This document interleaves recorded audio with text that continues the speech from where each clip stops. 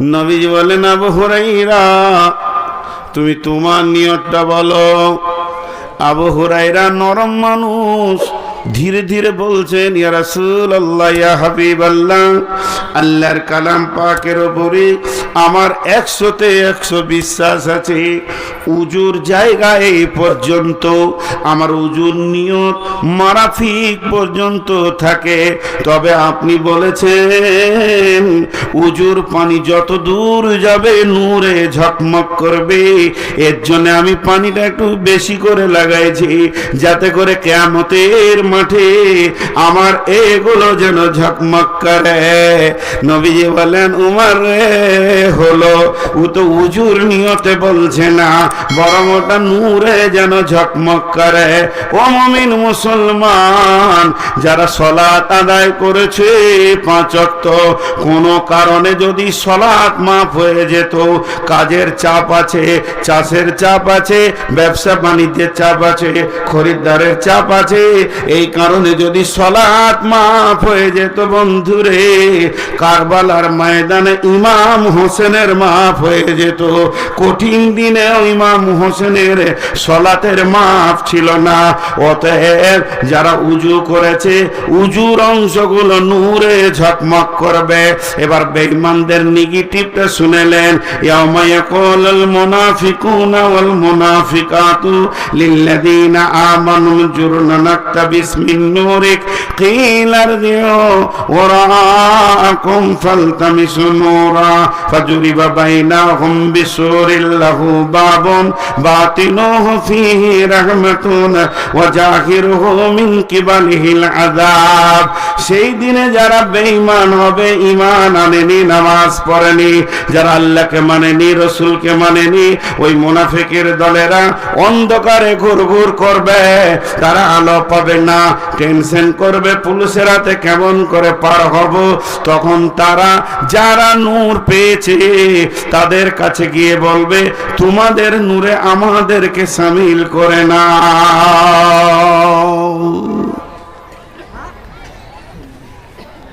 এটা এখান থেকে অফ করে দিলাম, নাহলে শুধু আল্লাহর নূরের কথা বলতে গেলে জালসাটা আজকে শেষ, বাকি 3টার বলা যাবে না। ছোট্ট করে খালি একটা কথা আপনাদেরকে বলবো, এখানে আমভাবে সকলের খাওয়ার ব্যবস্থা করা হয়েছে না, আলহামদুলিল্লাহ। কুপন নেই, দাও একটা উদাহরণ দিই। বেশিরভাগ মুর্শিদাবাদ মালদাতে আছে 50 টাকা টিকিট, 100 টাকা টিকিট, ওটা মাদ্রাসারই কাজে লাগাই ওরা, এবং শ্রোতারাও ওইটা আনন্দিত। খাবারটা যা দেয় 50 টাকা, কিন্তু 150 টাকা টিকিট, মানে এটা আনন্দিত যে টাকাটা মাদ্রাসাতেই ঢুকে যায়, বড় ধরনের একটা আছে। তো আপনি এখানে ঢুকছেন ওই গেটে, তখনই হেড বলেন আপনার হাতে টিকিট দিয়ে দিয়েছে। খাওয়ারের ঘোষণাটা বাকি আছে, এখন রাত 10টার পর হবে। টিকিটটা পেয়েছেন সন্ধ্যে 6টায়, আর খাওয়ারের ঘোষণা কখন হবে? রাত 10টায়। তার মানে ওকে বুঝিয়ে নিতে হবে যে আমার এক থালা আছি। যে টিকিট পেয়েছে সে কি বুঝিয়ে নিল যে আমার এক প্লেট আছি? এ কথাটা বুঝতে অসুবিধা হচ্ছে আপনাদের? ঘোষণা বাদ থাক। এবার আর একটা আয়াত বলছি, দেখেন, বিসমিল্লাহির রহমানির রহিম। ইয়াউমা তাবিয়াজ্জু উজুহু ওয়া তাসওয়াদ্দু উজুহু ফাআম্মাল্লাযীনা আসওয়াদ্দাত উজুহুহুম আকাফারতুম বা'দা ঈমানিকুম ফাযুকুল আযাবা বিমা কুনতুম তাকফুরুন ওয়া আম্মাল্লাযীনা বিয়াজ্জাত উজুহুহুম ফাফি রাহমাতিল্লাহি হুম ফিহা খালিদুন। ও আমার মায়ের দল, বেটির দল, হে আমার বন্ধু, আয়াতটা অনেক লম্বা, অনেক চওড়া। একটা উদাহরণেই আয়াতটা আমি ঢুকিয়ে দিলাম। যখন মানুষ কিয়ামতের মাঠে দল দল উঠবে, যার হাতে নূর লেগে যাবে তাকে বুঝে নিতে হবে হিসাব যখনই শুরু হোক না কেন আমি জান্নাত পেয়ে গেছি। কোরআন বলছে ফাফি রাহমাতিল্লাহি হুম ফিহা খালিদুন, তুমি আল্লাহর রহমতের গণ্ডিতে আওতায় চলে এসেছো। আর যে লোকটার আর ওই নূরটা পেল না, আলোটা পেল না, হিসাব কতক্ষণ পর শুরু হবে সেটা দেখার দরকার নাই। তুমি বুঝে নাও তোমার জান্নাত যাওয়া গেল না। জি ক্লিয়ার হয়ে গেল। কিয়ামতের মাঠে উঠার সঙ্গে সঙ্গে ওকে বুঝে নিতে হবে যে আমি জান্নাতি না আমি জাহান্নামী। আর হিসাব নিয়ে বসতে গেলে হবে না। আচ্ছা আমার কতক্ষণ? 3 ঘন্টা না আমি কি পাপ করেছি নাকি, না গত বছরকার শাস্তিটা লিখছেন? জি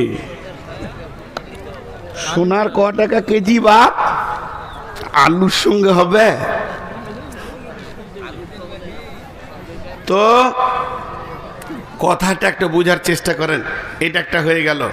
তাহলে কিয়ামতের মাঠে একটা নিয়ামত আল্লাহর দেওয়া রয়েছে, সেটা কি? নূর। সেটা কি? যা এতগুলো লোক মুখ খুলে না, সেটা কি? আল্লাহ আমাদের সকলকে তার নূর দান করুন, আমিন আমিন। নাম্বার 2, ইন্না আ'তাইনাকাল কাউসার ফাসাল্লি লিরাব্বিকা ওয়ানহার ইন্না শানিয়াকা হুয়াল আবতার। সেটা হলো হাউজে কাউসার। হাউজে কাউসার কেমন? হাউজে কাউসার গোল নয়, আবার ডিমের আকৃতিও নয়, চৌকান না চৌবাচ্চা। যত দূর আপনার নজর যাবে কিনারা থেকে কিনারা দেখতে পাবেন না। শুধু তাই নয়, গোটা হাউসটা সিকিউরিটি দিয়ে ঘেরা আছে, কেউ যেতে পারবে না। একটা গেটই কাউন্টিং হবে। এইটা হলো আল্লাহর হজে কাউসার, আল্লাহর হজে কাউসারের মালিকানা আল্লাহর। আল্লাহ আতা করেছেন ইন্না আ'তাইনাকাল কাউসার। আতা করেছেন কাকে? নবী মুহাম্মদ রাসূলুল্লাহ সাল্লাল্লাহু আলাইহি ওয়াসাল্লামকে। এটা হাদিয়া দিয়েছেন, তোহফা দিয়েছেন। সেই দিনে কাউন্টিং করবেন কে, খাবেন কে, পেয়ালা তুলে দেবেন কে? তিনি হলেন আখিরি পয়গম্বর। জোরে বলেন নবী মুহাম্মদুর রাসূলুল্লাহ সাল্লাল্লাহু আলাইহি ওয়াসাল্লাম। এরপরে পানি পান করতে যাবে কি? তার উম্মতেরা যাবে। নূর মোহাম্মদ যাবে, আব্দুল্লাহ যাবে, আতাউল্লাহ যাবে, আব্দুল সত্তার, আব্দুল গাফফার, মিজানুর রহমান, সফিউর রহমান যাবে। কিন্তু হাদিসের মধ্যে আছে, মুসলিম শরীফের হাদিস, আল্লাহর নবী বলবেন সোহকান সোহকান লিমান গায়্যারা মিন দীনি, সোহকান সোহকান লিমান বাদানা মিন দীনি। নবীজির 63 বছর জীবনে কারো বুকে ধাক্কা দিয়ে কোনোদিন কাউকে অপমান করে সরাননি। এমনকি বেঈমান কাফের ইহুদি নাসারা পর্যন্ত রসুলের দরবারে এসে সম্মান পেয়েছেন, তাদের মেহমানদারি করিয়েছেন। ওই নবী সেদিন মন বেজার করে উঁচু কণ্ঠে বলবে, দূর হয়ে যা, দূর হয়ে যা, তুই আমার সামনে দাঁড়াবি না, তোর সাথে আমার কোনো সম্পর্ক নাই। একটা উম্মত আর নবী যে সম্পর্ক হতে হয়, নবী উম্মত, উম্মত নবী, এমন সম্পর্ক তোর সাথে আমার নাই। তুই আমাকে পরিবর্তন করেছিস, আমার দিনকে পরিবর্তন করেছিস। এক কথায় আমার রসুল যে আইনগুলো বানিয়েছেন দিনের, আমার নামাজে কোথা হাত থাকবে, কতটা রফায়ে দান হবে, কতটা হবে না, কি কিভাবে আমি সালাত আদায় করব, কিভাবে রোজা আদায় করব, কিভাবে আমি পেশাবে যাব, পায়খানায় যাব, বিছানায় যাব, বিবির কাছে যাব, কিভাবে আমি খাওয়ার থালাতে যাব, কিভাবে আমি ঘুমাবো, এগুলো যে রুলসগুলো বানিয়েছে আমার আপনার কাছে একটা রসুলের ফলো নাই। যখন ফলো থাকবে না, আমার চেহারাতে যখন রসুলকে পাওয়া যাবে না, তখন বিশ্ব নবী বলবে তুই আর আমি আর তুই কে বহুত দূরের পার্থক্য রয়েছে, বিধায় তোকে আমি এক চুল্লো পানি দিতে পারি না। আর যার ভিতরে সুন্নতে রসুল থাকবে, আমার নবী আদর করে মেহমানদারের পেয়ালা তুলে দেবেন। ওই পানিটা যে পান করবে, জান্নাতে না যাওয়া পর্যন্ত তাকে আর ক্ষুধা লাগবে না, পিপাসাও লাগবে না। এর জন্যে কিয়ামতের মাঠে 2 নম্বরের সান্ত্বনাদায়ক জিনিস রয়েছেন, সেটা হলো হাউজে কাউসার। একটা তাফসীরে দেখছিলাম যে হাউজে কাউসারটা জমজমের কূপ থেকে তৈরি হবে। এখন যেটা জমজমের কূপ, এটাই পরিণত হবে হাউজে কাউসারে। একটা তাফসীরে দিয়েছে, তবে এটা রাসূলের হাদিস নয়। তো হাউজে কাউসার খুব, এটা হলো দ্বিতীয় নিয়ামত। রমজান আসছে না নেই? সামনে রমজান আসছে না আসছে না? কে কে রোজা রাখবো না? এতগুলা বেরোজগার বসে আছে। রোজাদারের 2টি খুশি, একটি খুশি ইফতারে, অপরটি হয় আল্লাহর দিদার রোজ হাসরের প্রান্তরে। ইসলামেরই সওদা নিয়ে আসছে ধারায় রমজান, ভোরের আগে নিয়ত বান্ধ, ভুল করো না মুসলমান।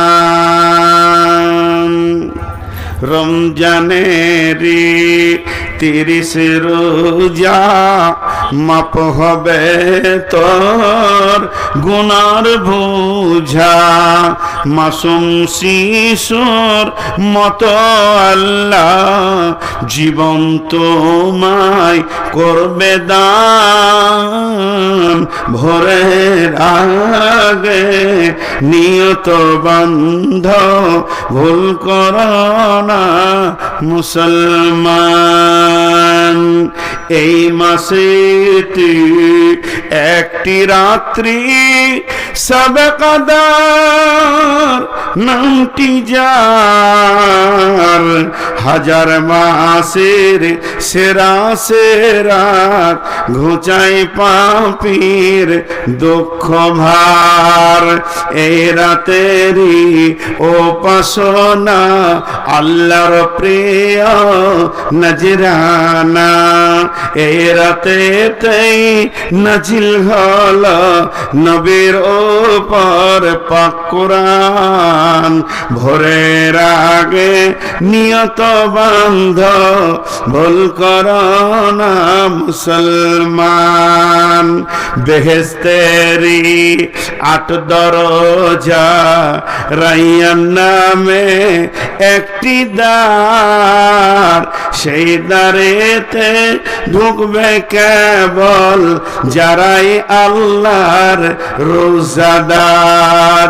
রোজাদারের মুখের ঘ্যান মৃগ নাভির খুশবু সুমান, তাই তো এদের এত আদর করেন আল্লাহ রহমান।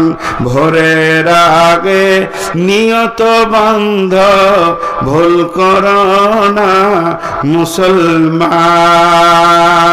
রোজাদারের দুইটি খুশি, রোজাদারের দুইটি খুশি, একটি খুশি ইফতারে, অপরটি হয় আল্লাহর দিদার রোজা সুরের প্রান্তরে। এত সুন্দর মধুর ডাকে যে জন সদা লুকিয়ে থাকে, রোজ হাসরে কাঁদবে সেদিন পাবে না কো আল্লাহর দান। ভোরের আগে নিয়ত বান্ধ ভুল করো না মুসলমান। হে মুসলমান, কিয়ামতের মাঠে যে রব আপনার বিচার করবে, যে রব আমার বিচার করবে, যে রব মুমিনের বিচার করবেন, যে রব কাফের বেঈমানের বিচার করবেন, যে রবের হাতে জান্নাত, যে রবের হাতে জাহান্নাম। সারা পৃথিবীর বেঈমানদেরকে আল্লাহ জান্নাত যদি দিয়ে দেয়, কেউ তার বিরুদ্ধে আন্দোলন করতে পারবে না। সারা পৃথিবীর সমস্ত নবী আম্বিয়াকে যদি জাহান্নাম ভরে দেয়, তাও আল্লাহকে কেউ কিছু করে নিতে পারবেন না। এরকম একজন বিখ্যাত রব, তিনি রমজান মাসে যদি আপনি রোজা রাখেন, তো কঠিন কিয়ামতের দিনে আপনার মোলাকাতে আসবে। গোলাম রে, কেমন হালাতে আছো বলো? তাহলে একবার বলেন, যে লোকটাকে আল্লাহ কিয়ামতের মাঠে দেখা করবে একটা আমলের বিনিময়ে, তার নাম হলো রোজা। তাহলে কিয়ামতের মাঠে এর থেকে বড় নিয়ামত আর কি হতে পারে? কঠিন কিয়ামতের দিনে টেনশন তো আছেই আছে, কিন্তু ইমানদারদের জন্য কোনো টেনশন নাই। লা তাহজান ইন্নাল্লাহ মানা।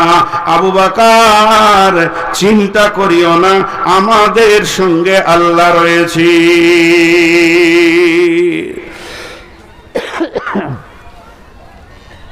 সময় কি শেষ হচ্ছিল নাকি? জি,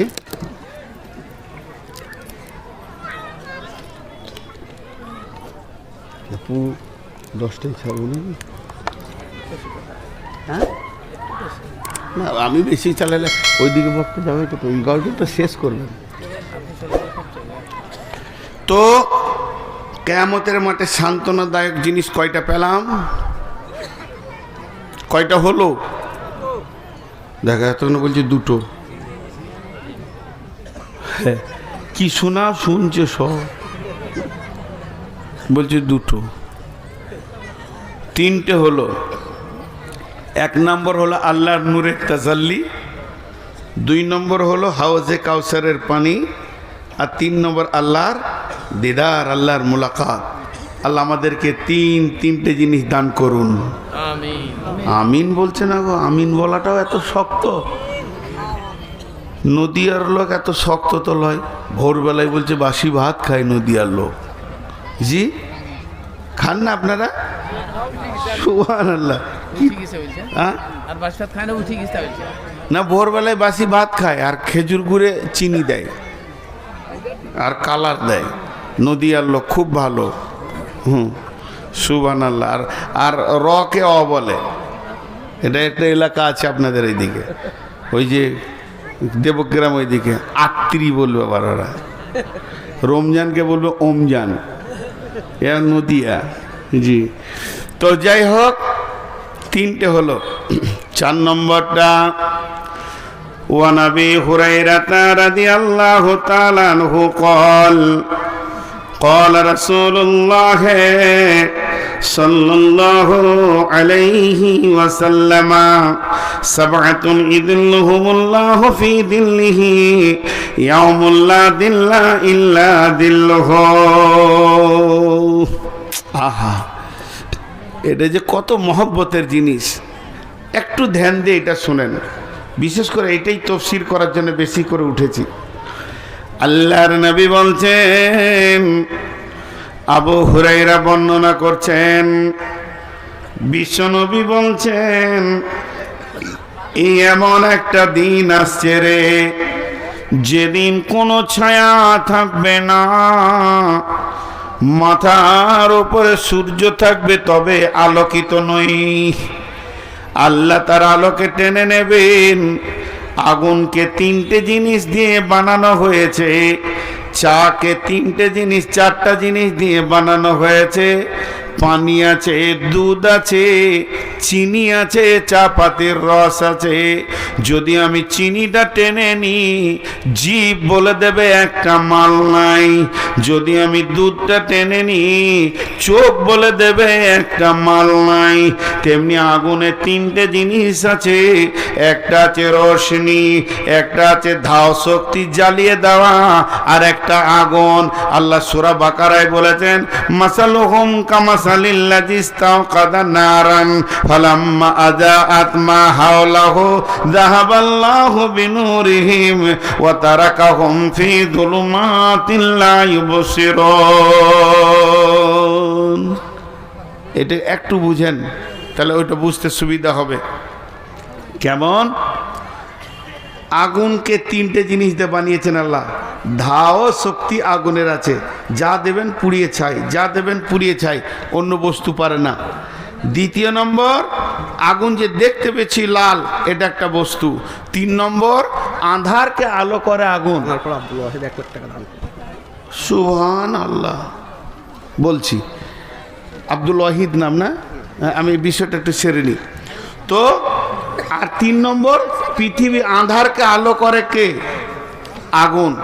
আগুন ছাড়া আঁধারকে আলো করতে কেউ পারে না। আমার দিকে আপনারা একটু মুখে সাউন্ড দেন। তাহলে আঁধারকে আলো করে কে? আগুন। জ্বালিয়ে পুড়িয়ে শেষ করে কে? আগুন। আর আগুন দেখা যায় তো একটাকে যদি টেনে নেওয়া হয়, বাকি দুটো কেমন হবে? কেমন হবে? যেমন ইব্রাহিমকে যখন ফেলা হলো আগুনে, আল্লাহ আসমান থেকে বলছে, আগুন রে, তোমাকে আমি বানিয়েছি। ইয়া নারুকুনি, হে আমার আগুন, বারদাও ওয়া সালামান আলা ইব্রাহিম। এখানে আলা শব্দ ব্যবহার করেছেন আল্লাহ, তার মানে শুধু একজনকে মেনশন করে দিল, আমার ইব্রাহিমের জন্য তুমি আপনার শান্তি হয়ে যাও, না গরম না ঠান্ডা হয়ে যাও। সমস্ত লোক পুড়ে আছে, কিন্তু ইব্রাহিম পুড়ছে না। জ্বালানি শক্তিটা আল্লাহ কেড়ে নিয়েছিল। এর জন্য আমার আল্লাহ বলছেন, এখানে জ্বালানি শক্তি কাল্লাম। আর কাফেররা কি করেছিল? আগুন জ্বালিয়েছিল রাস্তা দেখার জন্যে। এখানে ভাই আমাকে টর্চ দিচ্ছে, আমি টর্চটা নিব না, ছুঁড়ে ফেলে দিলাম। এনাকে আমি দেখতে পারি না, হিংসা করি, টর্চটাকে ছুঁড়ে ফেলে দিলাম। এবার আমি আমার বন্ধুদেরকে বলছি, চল, ওর কিছুই লিব না, আমি একটা টায়ারে আগুন ধরাবো, আর এই মাঠটা পার হয়ে যাব ওই আগুনে। আল্লাহ বলছে ধরা। তখন আমি যে আগুনটা ধরিয়ে দিলাম, ওই জিস্তাসকাদা নারান ফালাম্মা জাত মা হাওলাহু, আমরা সকলে সে আগুনের পাশে এসে দাঁড়ালাম যে রাস্তা দেখতে পাবো। আল্লাহ বললেন, আগুন রে, তুই কি ওদের গোলাম না আমার গোলাম? আগুন বলছে, আল্লাহ আমি তোমার গোলাম। আল্লাহ তখন বলছে, আজকের জন্য আঁধারকে যে আলো করিস, ওই ক্ষমতাটা আমি কেড়ে নিলাম। আল্লাহ ক্ষমতাটা কেড়ে নিল। আগুন জ্বলছে, দাও দাও করে টায়ার পুড়ছে, হাত দিলে লাফিয়ে উঠছে, রে বাবারে আগুন তো বটে, কিন্তু আঁধার আর আলো হচ্ছে না, যেহেতু আল্লাহ ওই ক্ষমতাটা কেড়ে নিয়েছেন। অতএব সে আঁধারের ভিতরে ঘুর ঘুর ঘুর ঘুর করতে লাগলো। তো আল্লাহ তাবারাক ওয়া তাআলা বলছেন, সাবআতুন ইদিল্লাহুমুল্লাহু ফি দিল্লিহি ইয়াউমুল্লা দিল্লা ইল্লা দিল্লাহু। হযরতে আবু হুরায়রা বর্ণনা করছেন যে আল্লাহর নবী বলছেন, কঠিন কিয়ামতের দিনে কোনো ছায়া থাকবে না। সেখানে যে মানুষ একটু দাঁড়াবে, আশ্বস্তের শ্বাস ফেলবে, ও আমার মা, ওরে আমার বোন, কোনো ছায়া থাকবে না। আবার বলছি, শুনলেন, একটা ঘাসের পাতাও সেদিন থাকবে না। পৃথিবীটা রুষ্ট হয়ে যাবে, রুটির খোলার মতো হয়ে যাবে, তপ তপ তপ তপ করে জ্বলবে।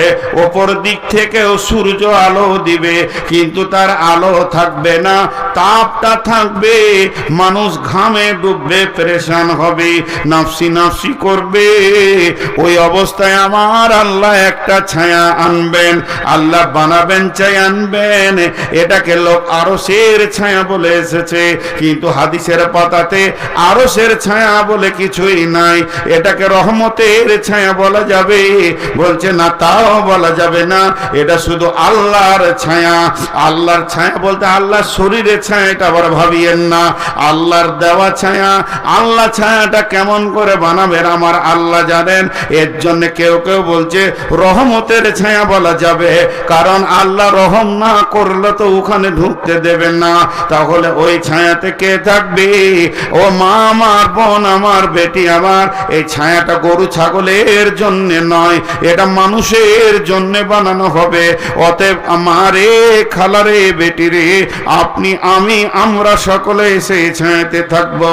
তবে ওই ছায়াতে বিশেষ কোটা আছে, যদি সেই কোটার মধ্যে আপনি না পড়েন তাহলে সিট পাবেন না। ট্রেনে উঠলেই যে সিটে শুতে পাবেন তা নয়, আপনাকে টিকিট কেটে রিজার্ভেশন লাগাতে হবে। যেমন রিজার্ভেশন লাগাবেন ওই রকম ছায়াতে জায়গা পাবে। কি নাম বললেন? আব্দুল ওয়াহিদ। কত? থানার পাড়া।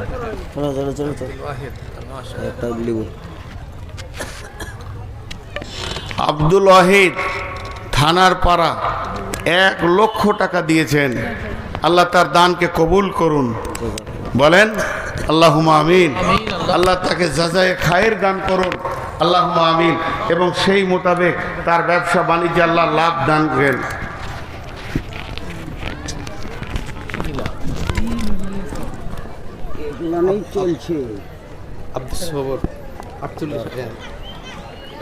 তাহলে এই যদি ধরে নি তাহলে আর বায়ন করবো না, কিন্তু দান শুরু করে দেব। সব দান শুরু করলে 5 মিনিটে বেশি থাকবো না, আমি আমার নীতিতে চলবো। কালেকশন করে দেব, আপনারা চুপ করে বসে থাকেন, ঠিক আপনাদের কালেকশন দায়িত্ব না, তার কাটা আমরা বেশ বুঝতে। আমি যদি কালেকশনই শুরু করি তো পরবর্তী দিনে জালসাতে আমার নাম হবে কালেকশনের বক্তা। আমি লাইফ ওটা করি নিয়ে করবো না, তাতে আপনারা আমাকে লেনা না লেনা, মিনিট 5 শেষ দিকে করি দেব, এইটা হলো আমার নিয়ম। এইটা হাদিসটা তো শুরু করেছি, তো আপনারা উঠিয়েন না। দেখেন আজকে এই মাদ্রাসাটা আছে বলি এই জালসাটা পেয়েছেন। মাদ্রাসাটা ধ্বংস হয়ে যাক এটা আমি চাইছি না, তার কারণ আমিও মাদ্রাসারই ফসল। কথাটা বোঝাতে পারলাম? আজকে মাদ্রাসায় আমি না পড়লে এই কথাগুলো বলতে পারতাম না। তো আপনাদেরকে আমি চটচট করে দিয়ে দিচ্ছি। তো কি বললাম যে ওই 7 জন ওই কোটাতে স্থান পাবে। মা আমার, বোন আমার, একটু ধ্যানের সঙ্গে শুনি। আর আমার মাথা একটু কমজোর, আর এমনি সুগার 488 মেপেছি, তো এগুলো বলে লাভ নাই, কারণ আমার শেফা দেনেওয়ালা আমার আল্লাহ। বলছি কেন? মানুষের রোগের সঙ্গে মিজাজের সম্পর্ক থাকে, বেশি খুরুর করলে ধুমকা ধুমকি শুরু করে দিব, কারণ আমার রোগ যখন আছে তো আমার মিজাজও বেলাইন হয়েছে। অতএব আপনারা ধৈর্য ধরে শুনেন। 3টে বলা হয়ে গেছে, এইটা খালি বলে দিয়ে আমি সমাপনী দেবো ইনশাআল্লাহ। আর আপনারা মাদ্রাসায় টাকা দেবেন তো? চুপ করে আছে, দিবে না, দিবে না, খুব সমস্যা আছে। সভাপতি ঠিকই বলছে, কালেকশনটা এখনই করি। আর আপনারা দেবেন তো? হ্যাঁ, এতক্ষণে শেষ কালে বলছি ইনশাআল্লাহ। জি, তো আমার মা খালাদের ভিতরে চাদর গিয়েছে, আপনি বললে তো যাবে। আমি বললে ওটা আমি আনন্দ দেখতে পেয়েছি না, তুমি চলে যাক না। মা বোন আমার, আপনাদের কাছে চাদর যাচ্ছে, যে যতটা পরিমাণে মাল এসছে নিয়ে এসছেন আম্মাজান খাদিজার মতো দান করে দেন, একদম একটাও ফেরত নিয়ে যাবেন না ইনশাআল্লাহ। চলেন, সে রহমতের ছায়ায় যারা থাকবে তাদের 7 শ্রেণীর লোক বলা হয়েছে। সাবাতুন ইদিল্লুহুমুল্লাহু ফি দিল্লিহি ইয়াউমুল লা দিল্লা ইল্লা দিল্লুহু। মাঝে আর একটা ছোট এলান করে দিই, এইটুকুন, মানে আমার মাথা ঠিক নাই, ভুলে যাব। এই যে আপনাদের হেড মৌলানা, উনি নিয়ত করেছেন আল্লাহ যদি নিয়ে যায় তো যাবে, নাহলে যেতে পারবে না। হজের নিয়ত করেছেন আমার সঙ্গে যাবেন। তো আমি 3-4 বছর থেকে হাজি নিয়ে যাওয়া আসা করছি। কেন করছি এ কথা আর বলবো না, ফেসবুকে দেখবেন আমি দিয়ে দিয়েছি বহু দালাল চক্র থেকে মানুষকে বাঁচানোর জন্যে। তো উনি আমার সঙ্গে হজে যেতে চাইছেন এবছর আমি হজের নিয়ত করেছি। আমি 7 সালেও হজ করেছি, অবশ্যই এবছরও নিয়ত করেছি। বিধায় যদি কেউ হজ বা উমরা করতে চান তো আমার সঙ্গে যোগাযোগ করবেন বা মৌলানা ভাইয়ের সঙ্গে যোগাযোগ করবেন, ক্লিয়ার। আর আমি বেশি কিছু বলবো না এটাকে নিয়ে। আর বিশেষ করে ওই হজ আর উমরাকে কেন্দ্র করে আমি একটা ছোট্ট বই লিখেছি, 20 টাকা মাত্র দাম, ওটা পারলে শেষ দিকে নেবেন। 20 টাকা দাম মাত্র, হজ আর উমরা কি লাভ এটা মানুষের কাছে পৌঁছানোর জন্যে। এখন নামাজের দাওয়াত প্রচুর চলছে, রোজার দাওয়াত চলছে, আর হজ আর উমরার জন্য মানুষ অন্ধের মতো বসে আছে, টাকা পয়সা হয়ে গেছে তারপরও। এর জন্য একটা ছোট্ট বই আপনাদের সামনে এনেছি। যাক, এবারে 7 জন ওই আরো সে ছায়াতে জায়গা পাবে, রহমতের ছায়াতে। নাম্বার 1, আমি চটচট করে গোনাবো, টেনশন করবেন না।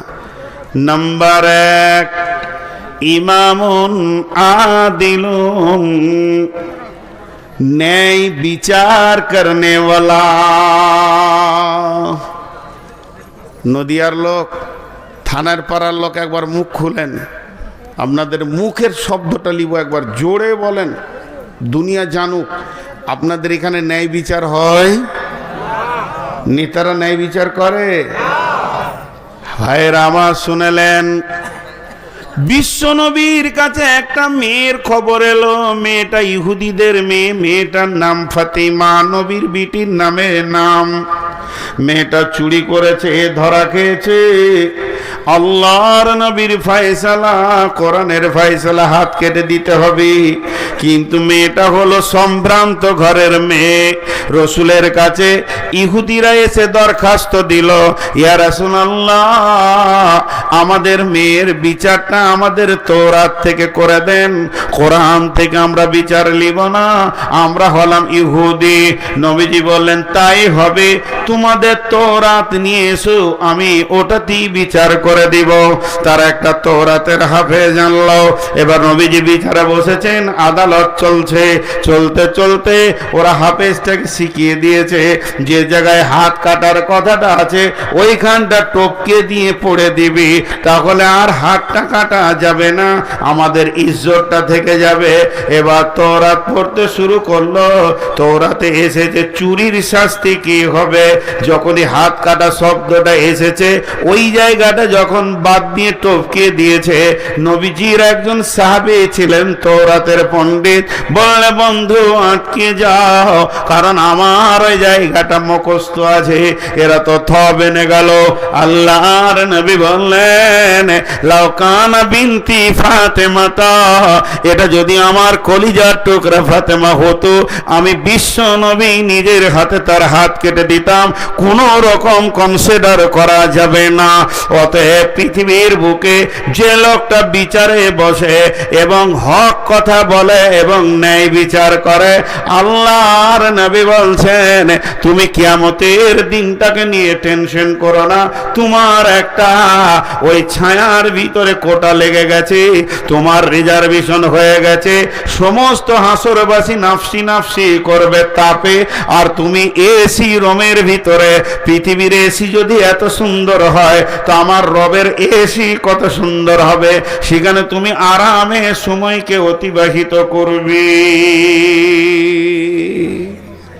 ন্যায় বিচার চলে গেছে পৃথিবী থেকে।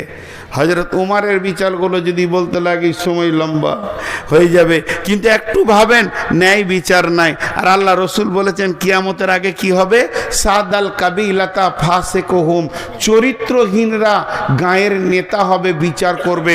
চোর, লম্পট, দাগাবাজ, বেঈমান, খুনি, এরা আবার গায়ের বিচার করবে। আপনাদের নদিয়াতে মনে হয় করে না, সব কটা ফেরেশতা লোক বসে থাকে না, লুটে পুটে খেয়ে ও আবার বিচারে বসবে, এবার গলা উঁচু করে বলবে, এই তুই ঠিক বলিস নয়, আর ওই 50টা কেসের আসামি। হ্যাঁ, এরকম আপনাদের দিকে নাই না? বলছেন ন্যায় বিচার যে করবে, আল্লাহ কোরআনে বলছেন ওয়াইদা কুলতুম ফাদিলু ওয়ালাউ কানা যা কুরবা, যখন তুমি কথা বলবে ইনসাফের সঙ্গে বলবে, কারণ তোমার নরম জিভটা কোথায় রেখেছি জানো? 32টা সৈন্যর মাঝে। শুধু তাই নয়, দুইখানা সিআইডি রয়েছে জিভের কাছে, দুটো সিআইবি রয়েছে, দুটো আর কি সিআইডি, দুই ধারে সিবিআই রয়েছে, এখানে রয়েছে সিআইডি, এখানে রয়েছে সিবিআই, আর দুটো চোখ কাস্টম অফিস সব দেখছে। আর 32 জন সিনার মাঝে তোমার জিভটা রেখেছি, আর মগজটা হলো দেহের সুপ্রিম কোর্ট। এই কোর্টের নিচে আদালতের ভিতরে তোমার জিভ বাস করছে। তো আমার আল্লাহ বলছেন যখন তুমি কথা বলবে আর মিথ্যা বলবে, তো তোমার চোখ, তোমার কান আর তোমার নাক হাসবে। এ বেঈমান কত বড় বেঈমান!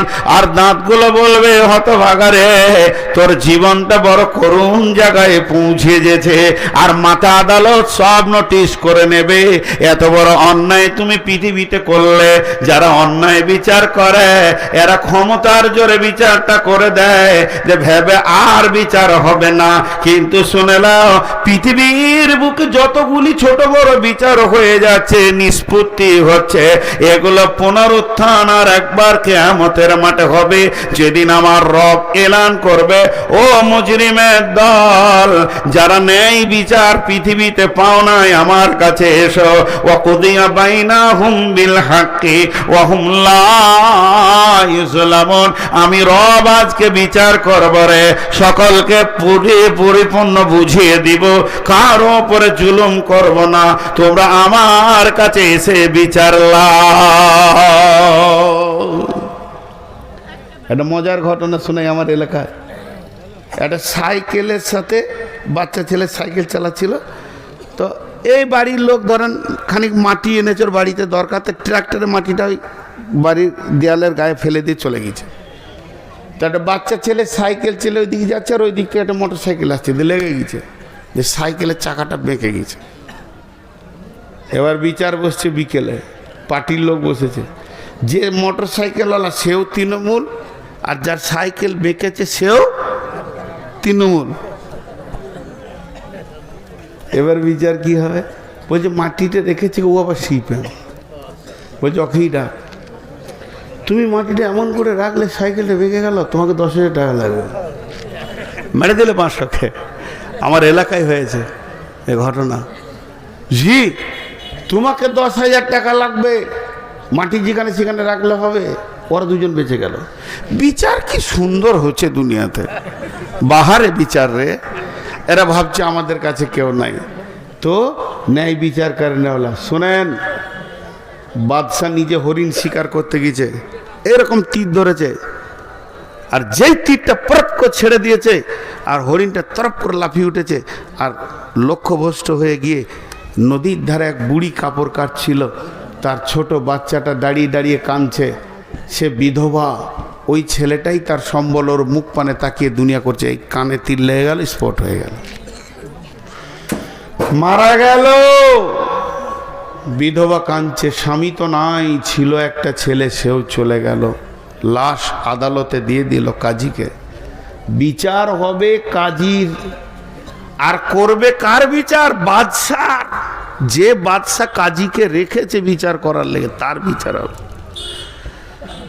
সময় দেওয়া হলো, দাফন কাফন হোক, বা লাশ পড়ে আছে, সময় দেওয়া হলো বাদশাকে, এসো। ঠিক সময়ে বাদশাহ কাঠগোড়ায় পৌঁছাচ্ছে, আবার তীর ধনুক নিয়ে, তীরে ধনুক লাগিয়ে নিয়েছে বাদশাহ। কাজীকে বলছে বলেন, বিচার করেন। বুড়িমা, জি বাবা, এই বাদশাই তো তোমার ছেলেকে মেরেছে। হ্যাঁ। ও হরিণ শিকার করছে না কি করছে আমি জানি না, তবে তীর এসে আমার ছেলের কানে লেগেছে, স্পট, সঙ্গে সঙ্গে মারা গেছে। বাদশাকে বলছে তুমি মেরেছো? কি সত্য কথা? হ্যাঁ আমি মেরেছি, তবে হরিণ মারার লক্ষ্য ছিল, হরিণ পালিয়ে যাওয়ার কারণে তীরটা গিয়ে ছেলেকে লেগেছে। কাজী বলছে আমি তা দেখব না, তুমি মেরেছো এটাই শেষ। তুমি হরিণ মারবে, হরিণ তো লাফাতেই পারে, তো ওইদিকে কেউ আছে কিনা একটু দেখার দরকার ছিল না? কাজী বলছে জাল্লাদ কতলের পরিবর্তে কতল। কোরআন বলেছে বাদশা হোক আর যাই হোক, এক্ষুনি গর্দনটা বুড়ি মায়ের সামনে লাশ বানিয়ে দাও, গর্দনটা থেকে মাথাটা নামিয়ে দাও। বাদশা তখন তীরটাকে টান মেরে ধরেছিল, হালকা করে ছেড়ে দিল, দিয়ে বলছে কাজী সাহেব, আমি তীরটা বাড়ি থেকে কেন এনেছিলাম শুনলেন? আজকে আপনি ন্যায় বিচার করেছেন বিধায় বেঁচে গেলেন। যদি আপনি অন্যায় বিচার করতেন তাহলে এই তীর দিয়ে আপনাকে আমি লাশ বানাতাম। আমার রাজ্যে অন্যায় বিচার চলবে এটা আমি মেনে নিতে পারি না। কেটে দাও আমার গর্দন, আমাকে লাশ বানিয়ে মাটির তলায় দিয়ে দাও, কিন্তু জানে শান্তি পাবো যে দেশে নেই বিচার চলছে। জাল্লাদ রেডি হয়ে গেল, খাপ থেকে তলোয়ার বের করেছে, বাদশাকে নিয়ে এসে নামানো হলো, পেছনে হাত বাঁধা হচ্ছে।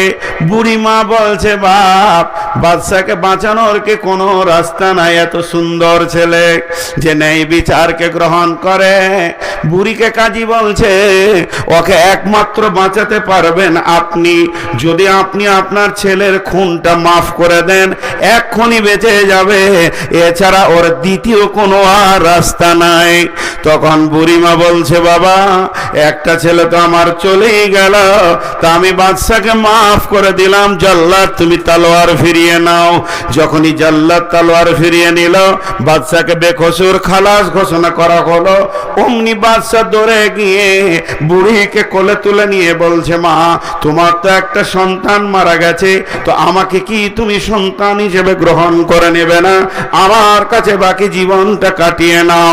আল্লাহর নবী বলছেন পৃথিবীর বুকে যে ন্যায় বিচার করবে, ন্যায় সাক্ষী দেবে, অন্যায় অনুপরিমাণ জ্ঞান বশত করবে না। নবীজি বলছেন উম্মত তোমার চিন্তা নাই, সেই কঠিন দিনে তোমাকে পেরেশান হতে হবে না। ওই রকম একটা এসি রুমে তোমার কোটা লেগে গেছে। নাম্বার 2, ওরা জল ও শাবুন শাফি ইবাদাতিল্লাহ, ওই যুবক আর ওই যুবতী যে যৌবন কালে আল্লাহর ইবাদত করেছে, যৌবন কালে বেশি বেশি করে আল্লাহকে ডেকেছে। এখন যুবতীদের যৌবন কালের ইবাদত কি আর যুবকেরই বা যৌবন কালের ইবাদত কি, এটা বলতে গেলে 1 থেকে 1.5 ঘন্টা লাগবে। শুধু আমি শর্টে বলে দিচ্ছি, যুবকের 2টি যৌবন কালে ইবাদত। একটা হলো যে কোনো উপায়ে ইনকাম করে নিয়েছে, অধীনস্থ মা বাপ ভাই বোন বিবি স্ত্রী ছেলে মেয়েকে সুখের দিন দেখানো। যত কষ্ট হয় যুবক, তুমি তিলে তিলে ইনকাম করে নিয়েছে খাওয়াও। আর 2 নম্বর যুবকের ডিউটি হচ্ছে ওয়াল হাফিজুন আলি হুদুদিল্লাহ, আল্লাহর দ্বীনের এবং কোরআনের যদি কেউ অবমাননা করে রক্তটাকে সেখানে তুমি ঢেলে দাও, বুকের রক্ত ঢেলে দিয়ে এসে বেঈমানের জিভটাকে টেনে বের করে নাও এবং তাকে মওতের দরজায় পৌঁছিয়ে দাও। হয় তুমি মরো না হয় তাকে মারো, কারণ কোরআনের হেফাজতের দায়িত্ব তোমার। এই হলো যুবকের ডিউটি। আর যুবতীদের ডিউটি কি? ওরে আমার বেটির দল, যুবতীদের একটা ডিউটি, লুচ্চাদের হাত থেকে নিজের বডিটা বাঁচাতে হবে। লুচ্চারা যেন তোমার গায়ে হাত না দেয়, লুচ্চা যেন তোমাকে দেখে হাসে না হাসে, লুচ্চা যেন তোমাকে দেখে শান্তি না পায়, এটা তোমার হলো গুরু ডিউটি। এই যুবক এই যুবতী যখন 2 জন নিজের আমলে থাকবে, আল্লাহর নবী বলছেন আর চিন্তা করো না রে যুবক যুবতী, তোমার ওই রহমতের ছায়াতে রিজার্ভেশন লেগে গেছে, তোমার নামে সিট হয়ে গেছে, কিয়ামতের মাঠে আর তোমাকে পেরেশানি হতে হবে না।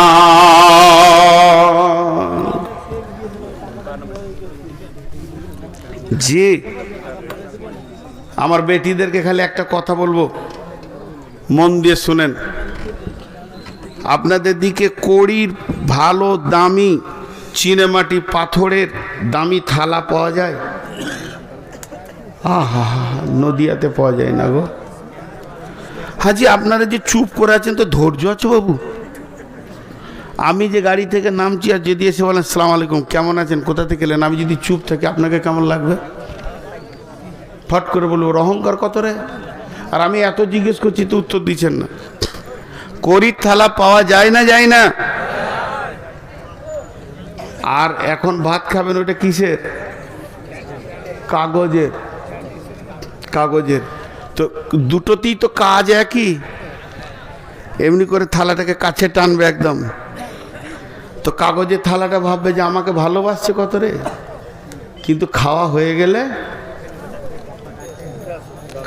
গেলে ফেলে দেবে।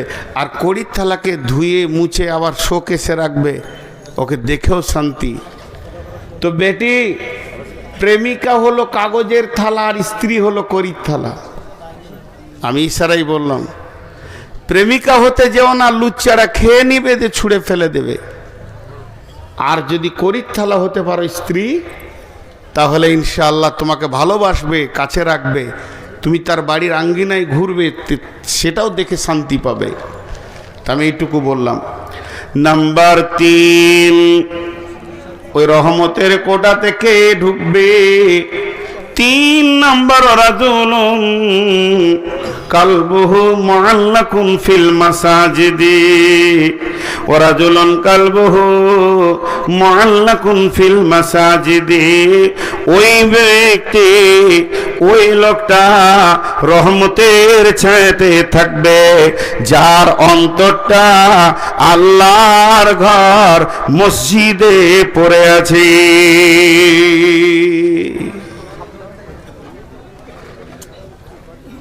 বলে না, আমি যদি 12টা 15 থেকে কালেকশন করি, এটা শেষ হয়ে যাবে। শেষ করে দেন। হ্যাঁ শেষ করে হ্যাঁ হ্যাঁ, বলছে হজে যাবে ইনশাআল্লাহ, আপনারা রেডি হন। এরা উঠছে কেন? এরা উঠছে কেন? এ যা, এরা উঠছে কেন? ও ভাই, কি হলো? পকেট মেরে দিয়েছে? এ আমার কাছে আসেন। আচ্ছা, এরা উঠছে কেন বুঝতে পারছি না। না, খবরদার। কানুন নামে একটা মেয়ে স্বামীকে যেতে বলছে, মানে খুঁজছে। নাউজুবিল্লাহ, এটা কি মানে মাইকে বলার? ও আর স্বামীকে খুঁজছে, তো এটা বলে দিতে হবে। হ্যাঁ গো, স্বামীকে গোপনে খুঁজতে হয় গো। ছি ছি ছি ছি ছি। কি নাম? কানুন? আরে বাবরে, দেখেন গো, কার বিবির নাম আদালত, নিয়ম কানুন যতগুলো বললাম, এর ভিতরে বিবির নামটা ভরা আছে। আদালত, নিয়ম কানুন, যে যান, আপনার বিবি আপনাকে খুঁজছে, নিশ্চয়ই কোনো অসুবিধা হয়েছে, বাড়ি যাবে, যান। তো 3 নম্বর, ওই ব্যক্তি যার দিলটা মসজিদে পড়ে আছে। এটার অনেক ব্যাখ্যার করলাম না। 4 নম্বরে আল্লাহর নবী বলছেন, ওরাজুলানে, ওই 2 ব্যক্তি তাহাব্বা ফিল্লাহি ইজতামা আলাইহি ওয়া তাফাররাকা আলাইহি। ওই 2 ব্যক্তি রহমতের ছায়াতে থাকবে যারা একে অপরে আপসে মিলামিশা করে আল্লাহকে খুশি করার জন্যে। 2 বান্ধবী আপসে চলাফেরা করে, তাদের উদ্দেশ্য আল্লাহ খুশি হয়ে যাক, আবার আল্লাহর জন্যে ছাড়াছাড়ি করে। ওয়া তাফাররাকা আলাইহি, ওই 2 ব্যক্তি আল্লাহর জন্য মহব্বত করে আর আল্লাহর জন্য ছাড়াছাড়ি করে, এরা ওই রহমতের ছায়াতে জায়গা পাবে। এটা মজার কথা আপনাদেরকে বলি।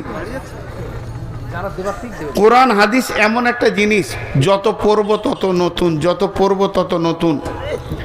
আমি আমার জীবনে সূরা ইউসুফের একবারই তাফসীর করেছিলাম, তখন অনেক ছেলে মানুষ ছিলাম, 6 ঘন্টা লেগেছিল। তো গোটাটাই নয়, শুধু ঘটনাটা, আয়াতগুলো নয়, তাহলে তো অনেক সময় লাগবে। তো এখন পড়ছি তো আরো নতুন জিনিস মনে হচ্ছে।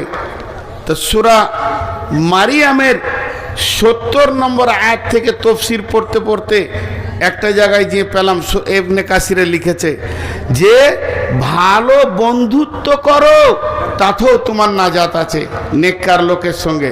বলে কেন? বলে জান্নাতে কিছু লোক ঘুরবে, জান্নাতে কিছু লোক ঘুরবে। কোরআনের কথা বন্ধুরে, আমি তাফসীর বলছি। যাদের মনটা ভারী থাকবে জান্নাতে ফুর্তি থাকবে না।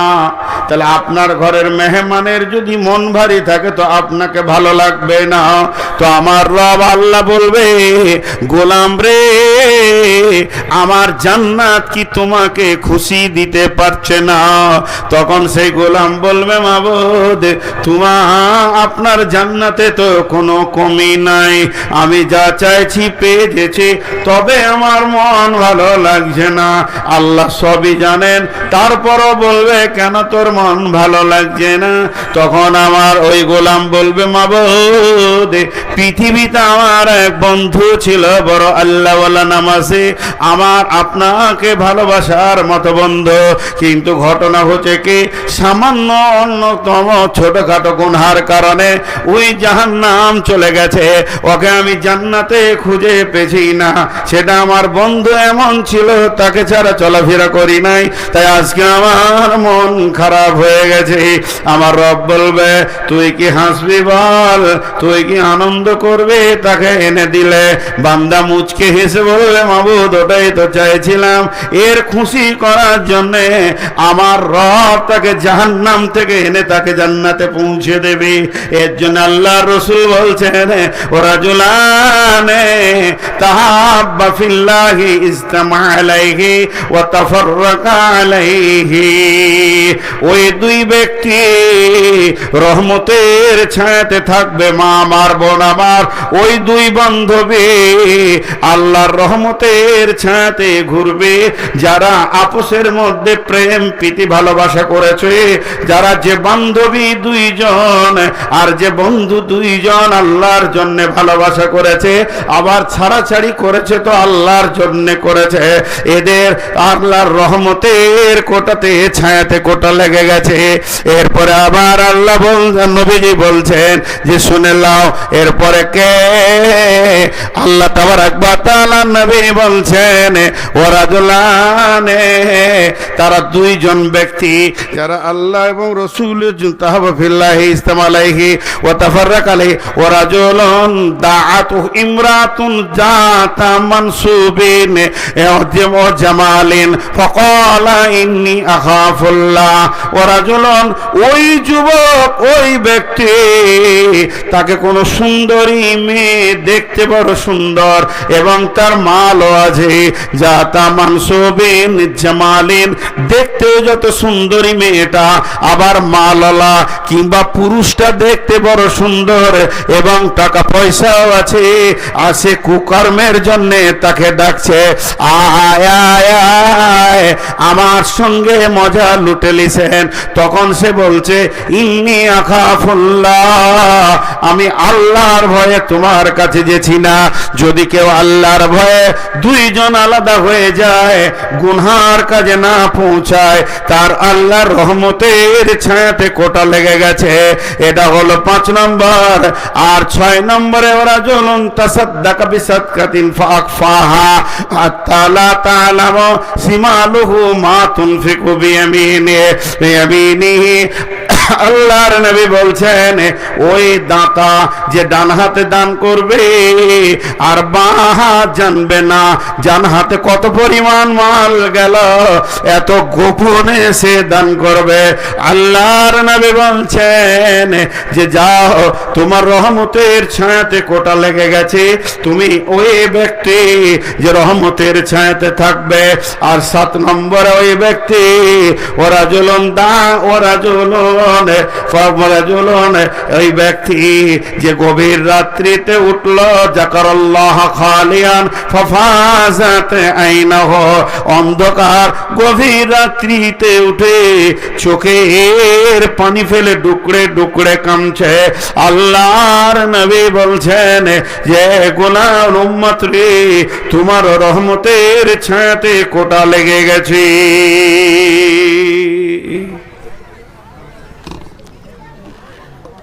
আজকের বক্তব্যটা কি হলো? কিয়ামতের মাঠে টেনশন মুক্ত বক্তব্য। ঠিক মতো হতাশ হবেন না, লা তাহজান ইন্নাল্লাহা মা'না, আল্লাহ আমাদের সঙ্গে রয়েছে। এক নম্বর হলো নামাজি হবেন তো নূর পাবেন। দুই নম্বর হলো যে রসুলের সুন্নতকে গ্রহণ করবে তার জন্যে হাউজে কাউসারের পানি রেডি। তিন নম্বর হলো রমজান মাসে রোজা যে রাখবে দিদারে ইলাহি পাবে, বড় বড় প্রাইজ। আর চার নম্বর হলো আল্লাহর রহমতের ছায়াতে 7 শ্রেণীর লোক থাকবে। এক নম্বরে ন্যায় বিচার করনেওয়ালা, দুই নম্বরে ওই যুবক যুবতী যৌবনকালকে আল্লাহর রাস্তায় ব্যয় করেছে, তিন নম্বরে মসজিদে যার দিল সব সময় পড়ে আছে, চার নম্বরে আল্লাহর জন্য মহব্বত করেছে, আল্লাহর জন্য ছাড়াছাড়ি করেছে, পাঁচ নম্বরে হলো ডান হাতে ডান করেছে বাম হাত জানে না, ছয় নম্বরে হলো কাউকে কোনো সুন্দর যুবক বা যুবতী ডাকছে সে আল্লাহর ভয়ে যাচ্ছে না, আর 7 নম্বরে গভীর রাত্রিতে উঠে চোখের পানি ফেলেছে, এদের জন্য আল্লাহর রহমতের কোটা লেগে গেছে। বিধায় এই জিনিসগুলো আমরা খেয়াল করব কিয়ামতের মাঠে সাবধানতার জন্যে। ছোট্ট একটা জিনিস খালি আপনাদেরকে বলে দিচ্ছি, সকলেই শুনবেন। এটা আমি আমার ব্রেন থেকে বলছি, এটা না কোরআন না হাদিস। জীবনে যতগুলো হাদিস কোরআন একটু নাড়ানাড়ি করলাম, তাতে দুটি জিনিস পেয়েছি, আপনাদেরকে দিয়ে যাচ্ছি। এক নম্বর হলো হাক্কুল্লাহ, আর একটা হলো হাক্কুল ইবাদ। কিয়ামতে দুটি আদালত হবে। তো আমি যেটুকু বুঝেছি ক্ষুদ্র জ্ঞানে, হাক্কুল্লাহতে 98% মানুষ জান্নাত চলে যাবে, আল্লাহর হকে ত্রুটি হলে আল্লাহ মাফ করে দেবেন। কিন্তু হাক্কুল ইবাদটা বড় কঠিন। আল্লাহ রসুল বলছেন শহীদের 3টে লাভ, ওর গায়ে তলোয়ার লাগার আগে জান্নাতের সেন্ট, 2 নম্বর ওর রক্ত মাটি যখন ছুঁয়ে দেবে জীবনের সাগিরা কাবিরা সব গুনাহ মাপ, 3 নম্বর ওর মতটা পিঁপড়ে কাটার মতো হয়। তো সব গুনাহ মাপ ইল্লা দাইন, কিন্তু ঋণ মাপ হবে না। বিধায় আমি আপনাদের কাছে ছোট ভাই বা ছেলে হিসেবে একটা সাবধানতা দিয়ে যাচ্ছি যে আল্লাহর ব্যাপারে আমরা যত সতর্কতা অবলম্বন করছি, বান্দার ব্যাপারে তার থেকে বেশি করতে হবে। কেন? যে বান্দার দাম বেশি তা নয়, বান্দার হিংসা বেশি, আল্লাহর হিংসা নাই। কাউকে একটা গালি দিয়ে রেখেছি, 2 টাকা জোর করে দিইনি, চেয়েছিল 30 টাকা দিয়েছি 25 টাকা, এই 5 টাকার জন্য আদালতে আপনি সেই দিন ফেরে পড়ে যাবেন। অতএব পৃথিবীর লেনদেন যেন সোজা হয়ে যায়। একটা কুকুরকে পানি দিয়ে বেশ্যা জান্নাতে গেল, আর নামাজি মেয়ে একটা বিড়ালকে মেরে জাহান্নাম চলে গেল। আমাদের কাছ থেকে সমস্ত প্রাণী ভালো ব্যবহারের হক রাখে। এই কথাগুলো আমি বলছি কেন? যে কঠিন কিয়ামতের দিনে যেন আমরা বাঁচতে পারি। লা তাহজান, শেষকালে দোয়া দিব, সকলে জোরে আমিন বলবেন। এ আল্লাহ, তুমি আমাদেরকে কিয়ামতের মতো কঠিন দিনে আমাদের সঙ্গী হয়ে যাও। যতটি লোক বসে আছেন আল্লাহর অস্তে দিয়ে বলছি, যখন কোনো মানুষ আল্লাহর অস্তে দিয়ে কথা বলে সেটা রাখতে হয়। 10টা মিনিট 15টা মিনিট উঠা বসা করবেন না। আল্লাহর গোলাম কেউ আছেন, একজন দিয়েছে 1 লাখ, আর কোথাকার এবার মুসাফা করবো যে কত দূরে আমাদের হাত যে যাবে না ভাই। মাশাআল্লাহ ভাই, খুশি হলাম ভাই। আমার 3 লাখ নগদ, কোনো বাকি রাখেনি। তবে একটা কথা আপনাদেরকে এই এলাকায় আমি বলে যাব, আর ওই ভাইকে আমি মুসাফা করলাম, ওনাকেও আমি দাবি রাখছি, এইখানে একটা জামিয়া সালাফিয়া বানানো, আর ওই ছোট করে রাখিয়েন না। আপনাদের মাটির যা অবস্থা, ইনশাল্লাহ এখানে জামিয়া সালাফিয়া হবে। এবং বড় বড় আলিম নিয়ে আসেন, বড় বড় আলিম নিয়ে আসেন। ঘর বড় করতে হবে না, আপনার থেকে বড় বলছেন না, চালা ঘর হোক, টিনের ঘর হোক, কিন্তু ইলমের তারাক্কি বেশি হোক। দেখবেন গায়েবী খাজানা থেকে টাকা আসবে, কেউ রুখতে পারবে না। আমি নিজেই জানি না, আমার কাছে যদি হিসাব নেন আমি খুব বেশি 1 কোটি টাকার হিসাব দিতে পারবো, অথচ এই হাত দিয়ে 3 কোটি টাকার মসজিদ হয়ে গেল। তো কী করে হলো, কোথা থেকে আসছে আমি বুঝতে পারছি না। জি, গায়েবী খাজানা থেকে মাল আসবে, লোক আছে। জি, একজন মহিলা বলতে বাধ্য হচ্ছি, আল্লাহ ওনাকে সুস্থ রাখুন এবং সবল রাখুন। অ্যাট আ টাইম একসঙ্গে আমাকে 36 লক্ষ টাকা দিয়েছে মহিলা, এবং বলল বাবা তুমি চালিয়ে যাও কাজ, আমি টাকা দিতেই থাকবো, আল্লাহ আমাকে এত টাকা দিয়েছে শেষ হবে না। তো আল্লাহ তাবারাক ওয়া তাআলা এরকম পৃথিবীতে মানুষ রেখেছেন যাদের আপনি কি ভাবছেন যে উনি টাকাটা দিয়েছেন? না, আকীদা ওটা নয়, আকীদা এটাই ওনার টাকাটা আল্লাহ নিয়েছেন। বহু টাকাওয়ালা আছে, সবারই টাকা আল্লাহ গ্রহণ করেন না। বহু টাকাওয়ালার মুখে আল্লাহ ঝাঁটা মেরে রেখে দিয়েছে, টাকা গ্রহণ করেন না। বিধায় আপনাদেরকে বলছি, আল্লাহর গোলাম কেউ আছেন, একজন 40,000 কে বলছিলেন, আব্দুল সবুর 44,000। এটা কোন ধরনের দান হলো? ও 2000 রিয়াল। ওই সবুর ওই ডিঙ্গেল বাড়ি, এই নদিয়াতে সবুর কতগুলো আছে? সবুর তো অসীম। মাশাআল্লাহ, জি 2000 রিয়াল। ওকে একটু বলবেন এটাকে মিলিয়ে দেবে, আর দেবে ইনশাআল্লাহ। আর কিছু দিয়ে। আর কেউ আছেন? কবিরুল ইসলাম 50,000। আর কেউ আছেন ভাই আমার? আল্লাহর গোলাম রসুলের উম্মত, এই লাইনে ট্যাপ কলের পানি করছে ঠিকাদার 50,000 দিয়েছে। এই লাইনের ট্যাপের পানি যিনি বসেছেন ঠিকাদার শহীদুর রহমান, প্রধান অতিথি, সুবহানাল্লাহ, 50,000 দিয়েছেন। আর কেউ আছেন? আমাদের এখানে সিয়াদ সাহেব পান ব্যবসায়ী, এই গেটটা করে দেবো বলেছে মাদ্রাসার। আচ্ছা, মাদ্রাসার বড় গেটটা উনি করে দেবেন, পাট ব্যবসায়ী। আচ্ছা, আপনারা কি শুনবার জন্য এসেছেন? এবার আপনারা হাতটা ঝাড়েন গো, 10,000 20,000 হোক। আরে ভাই, ওনার আছে 3 লাখ দিয়েছে, আপনার নাই 3 টাকা দেবেন, তারপরেও আল্লাহর কাছে গ্রহণ হবে। আল্লাহর দরবারটা সকলের জন্য ছাড়া আছে। আল্লাহর গোলাম আর কেউ আছেন? জি, কে? হাজি আজিতুল্লাহ 5,000 টাকা নগদ। মাশাআল্লাহ। আর উমরা টুমরা করবেন না? হাজিরা সব বসে যাচ্ছে। আচ্ছা, আমাদের দিকে নিয়ম হচ্ছে হজ করে এসে আর দুনিয়া করতে নাই, নাউজুবিল্লাহ। সূরা বাকারা আয়াত নম্বরটা ভুলে গেলাম, যেটাতে লেখা আছে মাসরুল হারাম, ওইটা পড়ে দেখবেন। মুজদালিফার রাতে ইবাদত রসুল করেননি, শুয়ে কাটিয়েছেন, এবং ওখানে একটা মসজিদ আছে, মসজিদে মাসারুল হারাম। এই আয়াতটা তফসিরে দিয়েছে যে ওই জামানায় হজটা বাণিজ্য মেলা হতো, কারণ কোন দেশে পণ্য কি দাম আছে, কি কম আছে, কোন দেশে রপ্তানি আমদানি করা যাবে, সাহাবীরা হিসাব করে নিতেন এবং ব্যবসা করতেন সারা বছর। অতএব হজ করে এসে যদি কেউ চুটিয়ে দুনিয়া করে বিজনেস করে, তো জানতে পার হজ বুঝে এসেছে। আর হজ করে এসে যদি হাত গুটিয়ে নেয়, জানতে পার হজ বুঝে আসে নেই। জি, যত বড়ই মুরব্বী হোক, এক ডালি সবজি নিয়ে যেন রাস্তায় বসে থাকে, তাইলে ওর হজ বুঝে এসেছে, কারণ হজের আসল উদ্দেশ্য ওটা। আর কেউ আছেন আল্লাহর গোলাম? আল্লাহর গোলাম কেউ আছেন? 10,000 20,000 50,000, আপনার যেমন আছে, আমি কোনো হিসাব বলছি না। জি, আর এ কই দেলোয়ার না কি নাম ওই ছেলেটা কই? আরে বাবা, তুমি এই কটা নিয়ে যাও। হ্যাঁ, গরিব মানুষের মাল। জি, ভালো ছেলে। ওখানে 20 টাকা বই, আমার হজ বা উমরার বই, আল্লাহর হস্তে। খালি দেখবেন কি ফজিলত আছে, মক্কার কি ফজিলত আর মদিনার কি ফজিলত। আল্লাহর গোলাম কেউ আছেন? জি, ও 20 টাকা। আমি আর কত লুবো, গরিব মানুষ, 20 টাকা। আচ্ছা বলেন আল্লাহর গোলাম, 10,000 20, আপনার এখানে বলেন না, ধান বলেন, গম বলেন, ভুট্টা বলেন, পাট বলেন। জি, 20 টাকা বললাম তো।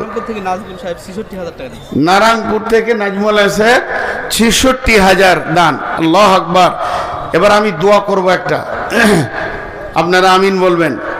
এই আল্লাহ, যতগুলি দান, 1 লাখ 2 লাখ 3 লাখ 5 লাখ 1,000 2,000 66,000 50,000 যাই দাম হলো, আল্লাহ এই দানগুলোকে তুমি গ্রহণ করে নাও, এবং এদেরকে আল্লাহ তুমি জাযায়ে খায়র দান করো, ব্যবসা বাণিজ্যে তুমি বরকত দাও, ব্যবসায় তুমি তারাক্কি দাও, হালাল উপার্জন করা তুমি তৌফিক দাও। হে আল্লাহ, এদের মালগুলোকে তুমি পাক করে নাও। মাবুদ গো, প্রত্যেকটি মাল ওলাকে তুমি আল্লাহর ঘর জিয়ারত করার তৌফিক তৌফিক দাও। প্রত্যেকটি মুসলমানকে কাবার জিয়ারত করার তুমি তৌফিক দাও। প্রত্যেকটি ঈমান আনাকে আল্লাহর ঘর জিয়ারত করো তুমি তৌফিক দাও। হে আল্লাহ, এদের মধ্যে যদি কেউ অসুস্থ থাকে আল্লাহ তাকে তুমি সুস্থতা দান করো। কে যে যার দিক থেকে ইনকাম করছে হালাল উপার্জন করার তৌফিক দাও। রুজি রোজগারে তুমি বরকত দাও। হে আল্লাহ, এদের যদি আত্মীয়র মধ্যে মা বাপ ভাই বোন দাদা দাদি নানা নানি কালেমাওয়ালা যত মাটির নিচে চলে গেছে মাবুদ, তোমার আদালতে যদি তারা বাঁধা থাকে মাবুদ গো তুমি তাদেরকে মাফ করে দিও, ক্ষমা করে দিও। হে আল্লাহ, তোমার কাছে দোয়া চাইছি এই দানের বদলাতে ওসিলাতে আল্লাহ তুমি তাদেরকে মাফ করে দিও। অসুস্থ ব্যক্তি থাকলে আরোগ্য দান করিও। হে আল্লাহ, কঠিন কিয়ামতের দিনে ওই রহমতের ছায়াতে তুমি জায়গা দিও। রোজা রাখিয়ে দিদারে ইলাহি দিও। নবীর হাতে পানি পান করে তৌফিক দিও। হে আল্লাহ, তুমি তোমার নূরের তাজাল্লি দিয়ে পুলসের হাতে পার করে জান্নাতের মেহমান বানিয়ে দিও। হে আল্লাহ, আমার মতো গুনাহগারের দোয়াটা তুমি কবুল করে নিও। হে আল্লাহ, এদের দানকে কবুল করে নাও, দোয়া কবুল করে নাও। আমিন আল্লাহুম্মা আমিন। এখনো বাংলাদেশের বক্তা আছে, তাই বলেন? ও বাংলাদেশের বক্তা এখন আছে, মা খালারা চলে যেন না। আমি তো দেশি কাঁটা বেগুন, বিলিতি বেগুনটা আছে, টক টক লাগবে। আমি আপনাদের দেশের ছেলে, আপনাদের ঘরের ছেলে। বিদেশি বক্তা আসছেন, মাত্র 5-7 মিনিটের মধ্যে এসে যাবে, লেটও করছি না। তেনাকে নিয়ে আসেন, আর উনি চলে আসলেই আমি ছেড়ে দিব। আপনারা বলেন আর কেউ কিছু দেবেন তো? জি, আর কেউ কিছু দেনেওয়ালা আছেন? আল্লাহর গোলাম, রসুলের উম্মত। জি ভাই আমার, ওরাদুলুন যাকারাল্লাহ খালিয়ান ফাফাজাত আইনাহু, ওই ব্যক্তিটা গভীর রাত্রিতে যে আল্লাহকে ডাকে, আল্লাহকে ডাকার বিষয়টা আল্লাহ বলেছেন তাতাজাফা জুনুবুহুম আনিল মাজাজি'i ইয়াদউনা রাব্বাহুম খাওফান ওয়া তামাআ ওয়া মিম্মা রাযাকনাহুম ইউনফিকুন। রসুল শেখ 17,000 টাকা দান গ্রহণ করিও মওলা, তুমি মেহেরবান। এ দানকে মওলা তুমি করিও কবুল, মাফ করে দিও মওলা জীবনের ভুল, পার করে দিও তুমি পুলসিরাতের পল। 44,000 দিয়েছে।